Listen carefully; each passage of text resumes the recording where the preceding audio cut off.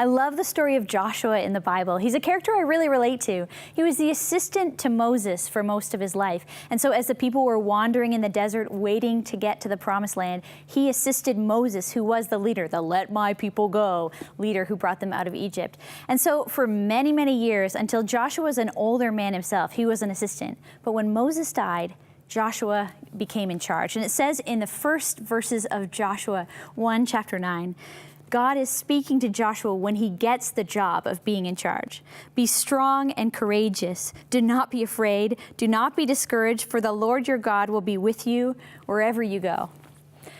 In my life, I've had a lot of times of being afraid as a leader. If you're a leader or you've ever even had to just stand in front of people and do a presentation, maybe you can relate to that.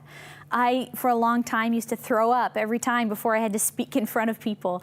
I thankfully don't do that anymore because I'm speaking a lot more, and God has shown me how to be courageous. And just like Joshua, for a lot of years, you might be waiting in the wings, waiting for your turn to get leadership. But the truth is, when you become the person up front or the person who has to make the decisions or the person who everyone's listening to, sometimes it can be terrifying. But the promise we see in Joshua 1 is not about Joshua, it's about God.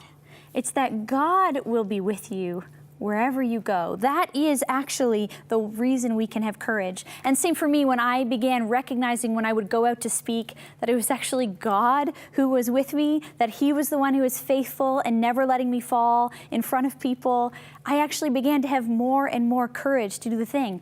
So for a lot of years, you get prepared. A lot of years, you might be following along as the assistant, the second chair to the person who's leading. But when it becomes your turn to lead, who are you going to put your trust in? Are you going to put your trust in yourself? Or are you going to put your trust in the God who can actually do the thing He said He would do in your life? That you would be strong and courageous, not in your own ability, not in any hope that you can say anything competent or lead people well out of your own wisdom and strength, but out of the strength of God, the character of Him, and who He is to you, you can lead and do what He's asked you to. Whatever that may be, whether big or strong, God will be faithful to you as you look to Him and you put your trust in Him. He will never let you down.